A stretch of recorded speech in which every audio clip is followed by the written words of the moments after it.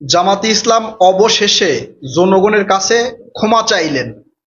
এই যে নির্বাচনের আগে জামাতে ইসলাম নানান ধরনের গুজব ছড়িয়েছে, নানান ধরনের কথা বলছে, বিএনপিকে নিয়ে একের পর এক মিথ্যা ন্যারেটিভ তৈরি করার চেষ্টা করছে, জনগণকে বিভ্রান্তি করার চেষ্টা করছে। জামাতে ইসলামের নেতারা এক একজনে এক এক সময় এক এক ধরনের কথা বলছে, আর সেগুলো সোশ্যাল মিডিয়ায় জামাতের বট বাহিনী দিনের পর দিন ছড়িয়ে দিয়ে জনগণকে বিভ্রান্তি করেছে। এত কিছু করার পরে যখন জামাতে ইসলাম দেখলো যে আসলে এগুলো করা তাদের ঠিক হয় নাই, এগুলো করেও জনগণকে বুঝানো যায় নাই, জনগণকে সর্বোচ্চ মিথ্যা কথা বলেও যখন বুঝাতে পারে নাই, তখন জামাত ইসলাম সঠিক পথে আসছে। সর্বোচ্চ মিথ্যা কথা কেন বললাম? এই যে জামাত ইসলামের অনেক নেতারা বলছেন যে দাঁড়িপাল্লায় ভোট দিবেন, জান্নাতে যাবেন। জামাতি ইসলাম ইসলামিক দল, আল্লাহর দল, এই দলের সাথে না থাকলে কবরে গিয়ে আপনারা কি উত্তর দিবেন? এই ধরনের সর্বোচ্চ মিথ্যা কথা বলার পরেও জামাতে ইসলাম জনগণের মনে জায়গা করে নিতে পারে নাই। এরপরে জামাতে ইসলাম দেখলো যে নির্বাচনে তাদের গোহারা, সব জায়গায় হারে গিয়ে কোনোভাবে আর কি ৬৮টা আসন পাইছে, এবং তার জোট শরিক যারা তারা পাইছে ৬টা।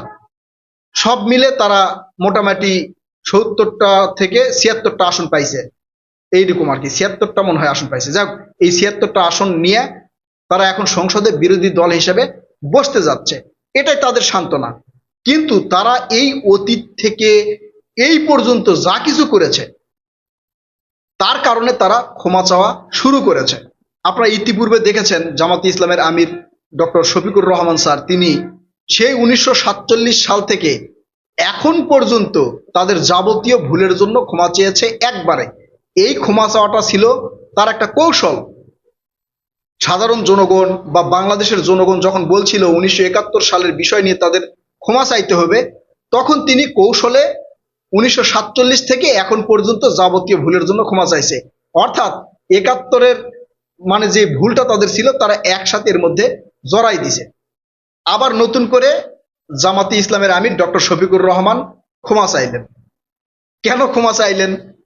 আপনারা জানেন যে এই কয়েকদিন আগে জামাতে ইসলামের পক্ষ থেকে মামার বাড়ির আবদার করা হয়েছিল।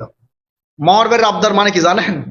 মামার বাড়ির আবদার হচ্ছে যে যেখানে নানার বাড়ি সেখানে তো মামার বাড়ি, মামার বাড়িতে যা যা চাইবো মামা তাই দিবে। এটা হচ্ছে মামার বাড়ির আবদার।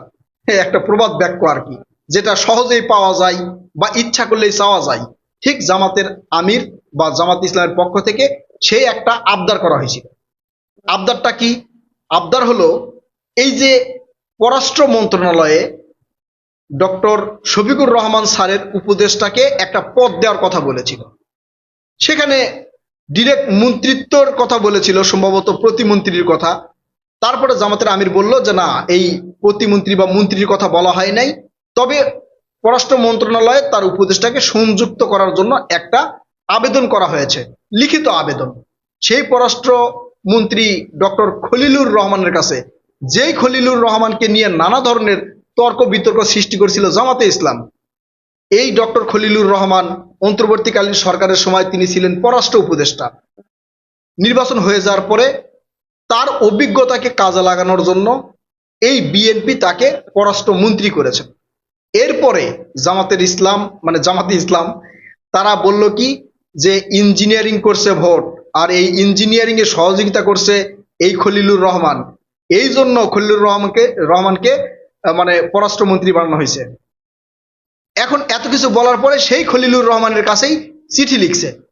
লজ্জা করে নাই? চিঠিটা লেখার সময় লজ্জা করে নাই? সেই চিঠিতে লিখছে যে এই ডক্টর শফিকুর রহমান স্যারের উপদেষ্টা, মানে যারা উপদেষ্টা পদে আছে আর কি, এই যে সরকারের বিভিন্ন উপদেষ্টা আছে না, এরকম ভাবে এই শফিকুর রহমান স্যারও কিছু উপদেষ্টা রাখছে। এর মধ্যে একজন উপদেষ্টাকে পররাষ্ট্র মন্ত্রণালয় সংযুক্ত করার জন্য অনুরোধ করে চিঠি পাঠিয়েছে। সেটা ফ্লাশ হয়ে গেছে, কারণ সরকারকে না জানিয়ে তো আর এই পররাষ্ট্রমন্ত্রী তিনি নিজে নিজে কাউকে নিয়োগ করতে পারবেন না। সেটা ফ্লাশ হয়ে গেছে, জনগণের কাছে দেখাই দিছে। দেখাই দেওয়ার পরে এটা নিয়ে যখন বিভিন্ন ধরনের আলোচনা সমালোচনা চলছে, তখন ডক্টর শফিকুর রহমান স্যার তিনি ভুল স্বীকার করে মাপ চেয়েছেন সরকারের কাছে, যেটা একটা ভুল হয়েছে। তিনি মোটামুটি ব্যাপকভাবে এটা জানাই দিছে যে এটা আমার ভুল হয়েছে। সরকারের কাছে মাপ চাওয়া মানে জনগণের কাছে মাপ চাওয়া, কারণ এই সরকার তো জনগণের সরকার। তো এই সরকারের কাছে মাপ চাওয়া মানে জনগণের কাছে মাপ চাওয়া। তো এই বিষয়ে যেহেতু মাপ চেয়েছে, এখন জামাতের আমির একের পর এক ভুল বুঝতে পারবেন।